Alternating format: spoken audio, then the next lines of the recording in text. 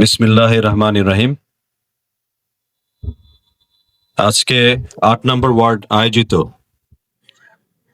আমাদের নেত্রী বেগম খালেদা জিয়ার যে দোয়ার অনুষ্ঠান আয়োজন হয়েছে, এখানে উপস্থিত আজকে প্রধান অতিথি, বিশেষ অতিথিবৃন্দ, শেরপুর উপজেলা থেকে যারা আগত নেতৃবৃন্দ আছেন, উপজেলা পর্যায়ের নেতৃবৃন্দ, অঙ্গ সংগঠনের নেতৃবৃন্দ এবং ওখানে ওয়ার্ড পর্যায়ে যারা নেতৃবৃন্দ আছেন এবং আমার প্রিয় যারা এলাকাবাসী, আমার সামনে যারা উপস্থিত, তারা আমার সবাই সালাম নেবেন। আসসালামু আলাইকুম। প্রথমেই আমি একটা অনুরোধ রাখতে চাই।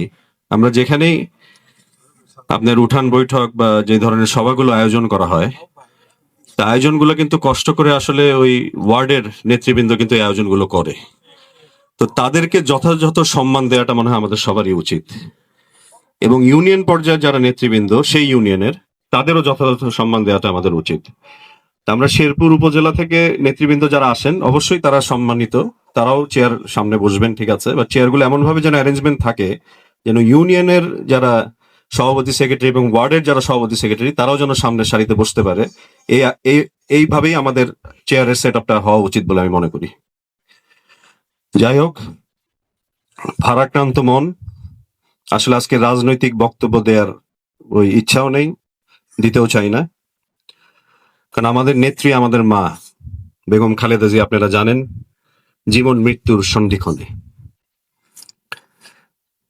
উনি, আমি মনে করি তার যে রাজনৈতিক জীবনে, আপনারা জানেন গৃহবধূ থেকে তিনি আজ এই দেশনেত্রী, আপসহীন নেত্রী। ওনার এই অবস্থায় আপনারা নিশ্চয়ই খেয়াল করেছেন যে দল, মত, ধর্ম, বর্ণ নির্বিশেষে মানুষ ওনার জন্য দোয়া প্রার্থনা করছেন।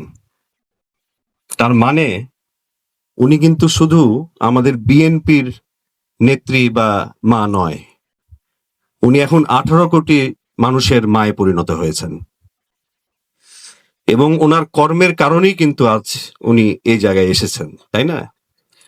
কারণ ওনার রাজনৈতিক যদি জীবন আমরা দেখি, যদি ইতিহাস দেখি আমরা, সেই এরশাদ বিরোধী আন্দোলন থেকে শুরু করে এই 24-এর গণ অভ্যুত্থান পর্যন্ত উনি কিন্তু আমাদেরকে ছেড়ে যায়নি। তার 18 কোটি যে সন্তান, তাদেরকে ছেড়ে কিন্তু উনি কখনো যান নাই।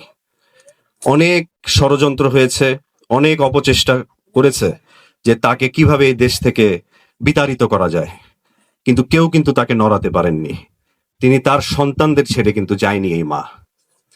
তো সেই মা আজ মৃত্যু শয্যায়, এবং দেখেন উনি এই ছায়া দিয়ে আসছেন কিন্তু সেই 91 যখন আপনার জিয়াউর রহমানের মৃত্যুর পরে, শহীদ প্রেসিডেন্ট জিয়াউর রহমানের মৃত্যুর পরে যখন উনি দলের হাল ধরলেন, সেই থেকে শুরু করে আজ পর্যন্ত কিন্তু উনি ছায়া হয়ে আছেন আমাদের মাথার উপরে, যার কারণে আমরা আর তাকে বলতে পারি না যে শুধু বিএনপির।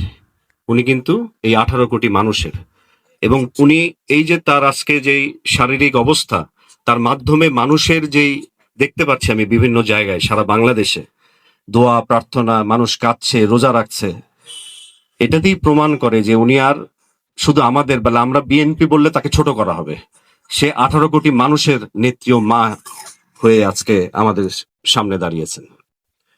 তো সবাই তার জন্য দোয়া করবেন। আর দেখেন যে তার যে বিষয়টা আপনারা জানেন, যে আমরা জানি রাজনৈতিক কারণে কিন্তু অনেক আপোষ করে চলতে হয় নেতৃবৃন্দের, তাই না? অনেককেই দেখেছি আমরা, এবং বহির্বিশ্ব এটা চল আছে। কিন্তু আমাদের এই নেত্রী কেন আপোষহীন হয়েছেন? কারণ উনি কিন্তু ক্ষমতার জন্য কখনো কিন্তু আপোষ করেন নাই। Uncompromising, undisputed. আপনার, এবং দেখেন যে যখন এই বাংলাদেশ, তো আমরা একটা ছোট দেশ, একটা থার্ড ওয়ার্ল্ড কান্ট্রি, এই দেশের উপরে তো সবার নজর আছে, সুনজর কুনজর যাই বলেন, সব নজর আছে এই দেশের উপরে, তাই না?